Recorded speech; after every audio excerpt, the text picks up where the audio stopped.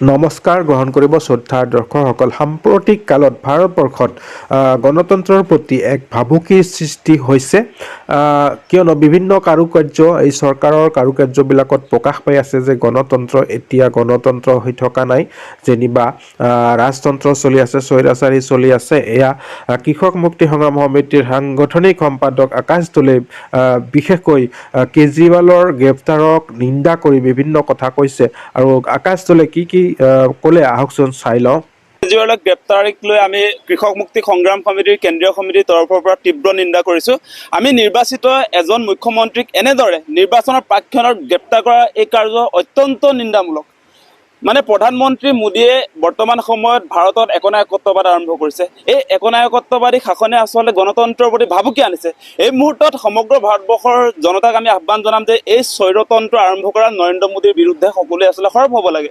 আপুনি চাওক, তেওঁ বিৰোধীৰ মূল নেতা কেইজনক যদি জেলত ভৰাই নিৰ্বাচন খেলে তেতিয়াহ'লে তেওঁ ভয়াতুৰ। এই মুহূৰ্ততহে তেওঁ সময় পালে নেকি যে নিৰ্বাচন, আজি এমাহৰ পাছত নিৰ্বাচন আছে আৰু নিৰ্বাচনত যিবিলাক মূল প্ৰতিদ্বন্দ্বী দল আচলতে বিৰোধী দলৰ নেতাবিলাকক যদি তেওঁ গ্ৰেপ্তাৰ কৰি জেলত সোমোৱাই থৈ দিয়ে তেনেহ'লে নিৰ্বাচনী ৰেলী কোনে কৰিব? আচলতে তেওঁ বিৰোধীক জেলত ৰাখি তেওঁ অপেন ফিল্ডত আচলতে ফুটবল খেলিব খুজিছে। মানে গোটেই প্লেয়াৰবিলাকক আপোনাৰ আঁতৰাই ৰাখি তেওঁ মানে খালী গ'ল পষ্টত আচলতে তেওঁ গ'ল ভৰাব খুজিছে আজি প্ৰধানমন্ত্ৰী নৰেন্দ্ৰ মোদীয়ে। এই মুহূৰ্তত আচলতে স্বৈৰতন্ত্ৰ আৰম্ভ কৰা প্ৰধানমন্ত্ৰী নৰেন্দ্ৰ মোদীৰ বিৰুদ্ধে আচলতে আমি সকলোৱে সৰব হ'বই লাগিব। আৰু গণতন্ত্ৰ ৰক্ষা কৰাৰ স্বাৰ্থত অসমৰ জনতাক আমি আহ্বান জনাইছোঁ, সকলোৱে আচলতে স্বৈৰাচাৰী আৰম্ভ কৰা এই নৰেন্দ্ৰ মোদী বিজেপি চৰকাৰৰ বিৰুদ্ধে সকলোৱে ওলাই আহক। আৰু অৰবিন্দ কেজৰিৱাল, মনীষ চিচোদিয়া আৰু যিকেইজন উপ মুখ্যমন্ত্ৰীক ইতিমধ্যে গ্ৰেপ্তাৰ কৰিছে বা আম আদমি পাৰ্টীৰ যিকেইজন নেতাক ইতিমধ্যে গ্ৰেপ্তাৰ কৰিছে, সকলোকে অতি শীঘ্ৰে মুক্তি দিবৰ কাৰণে আমি দাবী উত্থাপন কৰিছোঁ। আমি দেখিছোঁ যে এই মুহূৰ্তত দেখিছোঁ, আপোনালোকেও দেখিছে যে আমি গণতান্ত্ৰিক ব্যৱস্থাত এই মুহূৰ্তত নথকা নিচিনাই লাগিছে। গণতান্ত্ৰিক প্ৰতিবাদক সাংঘাতিক ধৰণে ভয় কৰিছে চৰকাৰখনে। সেইকাৰণে আচলতে প্ৰতিবাদ কৰিলেই তেওঁলোকে আচলতে মাফিয়া ষ্টাইলত আমাৰ যিবিলাক গণতান্ত্ৰিক সংগঠন আছে সেইবিলাকত আক্ৰমণ নমাই আনিছে। আজি আমি গণতান্ত্ৰিকভাৱে প্ৰতিবাদ কৰিব নোৱাৰোঁ। আজি চৰকাৰৰ ভুল সিদ্ধান্তৰ বিৰুদ্ধে যদি জনতাই মাত মাতিবই নোৱাৰে তেতিয়াহ'লে এইখন কিহৰ গণতান্ত্ৰিক চৰকাৰ? এই মুহূৰ্তত আচলতে সমগ্ৰ ভাৰতবৰ্ষৰ জনতা আৰু অসমৰ জনতাক আহ্বান জনাওঁ যে অৰবিন্দ কেজৰিৱাল ডাঙৰীয়াক যিধৰণে আচলতে তেওঁলোকে স্বেচ্ছাচাৰীভাৱে আচলতে তেওঁ গ্ৰেপ্তাৰ কৰিলে নিৰ্বাচনৰ প্ৰাক্ষণত, গতিকে অতি শীঘ্ৰে মুক্তি দিবৰ কাৰণে আমি দাবী উত্থাপন কৰিছোঁ। ডেফিনেটলি কাৰ এই বিষয়তে প্ৰভাৱ পৰিবই। আপোনালোকে জানে যে কাৰ বিৰুদ্ধে যিটো আন্দোলন আছিলে এইটো জাতীয় সহমতত গঢ়ি উঠা আন্দোলন।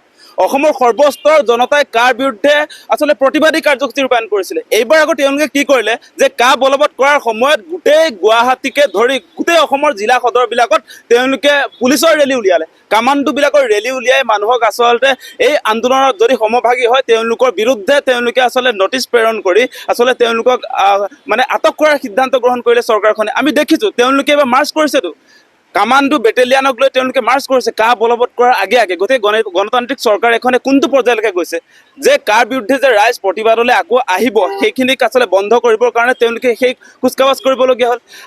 আজি চাওক, আজি আমাৰ ওপৰত, মোৰ ওপৰত এতিয়ালৈকে 6-5খনমান নটিচ আহি আছে যে আমি কাৰ বিৰুদ্ধে প্ৰতিবাদ কৰিব নোৱাৰোঁ। আমি সংগঠনৰ নেতাবিলাকক তেওঁলোকে আছে বন চাইন কৰিবৰ কাৰণে বাধ্য কৰিবলৈ আহিছে। গতিকে এই মুহূৰ্তত সাধাৰণ জনতা আহিবলৈ সংকোচবোধ কৰিছে যে এই চৰকাৰখনে সঁচাকৈ আচলতে আমাৰ মানুহবিলাকৰ ওপৰত আক্ৰমণ নমাই আনিছে। আৰু কাৰ জৰিয়তে তেওঁলোকে বাংলাদেশ, পাকিস্তান আৰু আফগানিস্তানৰ পৰা লাখে অবৈধ বিদেশী আচলতে সংস্থাপন দিব খুজিছে, নাগৰিকত্ব দিব খুজিছে। পৃথিৱীৰ ক'তো নিয়ম নাই যে আপোনাৰ ধৰ্মৰ ভিত্তিত নাগৰিকত্ব যে দিয়ে। ইজৰাইল আছিলে, এতিয়া ইজৰাইলতো বন্ধ হৈ গ'ল। ইজৰাইলতো আপোনাৰ ধৰ্মৰ ভিত্তিত নাগৰিকত্ব দিয়া নহয়। আৰু ভাৰতবৰ্ষ আপোনালোকে জানে ধৰ্ম নিৰপেক্ষ ৰাষ্ট্ৰ।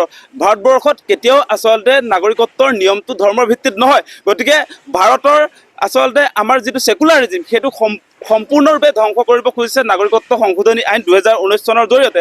আৰু বাংলাদেশ, পাকিস্তান আৰু আফগানিস্তানৰ পৰা আপোনালোকে জানে যে ধৰ্মৰ ভিত্তিত আজি হিন্দু, খ্ৰীষ্টান, জৈন, পাৰ্চী, বৌদ্ধ আৰু শিখ ধৰ্মৰ এই 6টা ধৰ্মৰ মানুহক নাগৰিকত্ব দিব খুজিছে আৰু সেয়া আমি কেতিয়াও নামানো। আৰু আমি পূৰ্বে মনা নাই আৰু এতিয়াও মানি ল'ব নোৱাৰোঁ। অসমৰ ভাষা, কৃষ্টি, সংস্কৃতি, অসমৰ জাতিসত্তাক সমূলাংশে ধ্বংস কৰিব পৰা নাগৰিকত্ব সংশোধনী আইন আমি কেতিয়াও নামানো, সেইটো স্পষ্ট কথা। আৰু নিৰ্বাচনত ইয়াৰ বিৰুদ্ধে ভোটদান হ'ব। আমি জানো অসমৰ সকলো ৰাইজে যিহেতু ৰাজপথলৈ ওলাই আহিছিলে, এইবাৰ তেওঁলোকে ৰাজপথলৈ অহাত বাধা দিলে। চৰকাৰে বাধা দিয়াৰ কাৰণে আহিব পৰা নাই। আপোনাৰ চবৰে ওপৰত যদি আপোনাৰ কেছ দি দিয়া হয় তেতিয়াহ'লে ৰাইজ কেনেকৈ ওলাই আহিব? গতিকে জনমতৰ ওপৰত তেওঁলোকে সম্পূৰ্ণৰূপে আঘাত সানিছে বিজেপি চৰকাৰে, হিমন্ত বিশ্ব শৰ্মা, জি পি সিঙে। গতিকে এই মুহূৰ্তত আমি ভাবোঁ যে অসমৰ জনতাই কা বিৰোধী স্থিতিত এতিয়াও অটল আছে আৰু বিজেপিক উৎখাত কৰিবৰ কাৰণে তেওঁলোকে নিৰ্বাচনত ভোটদান কৰিব।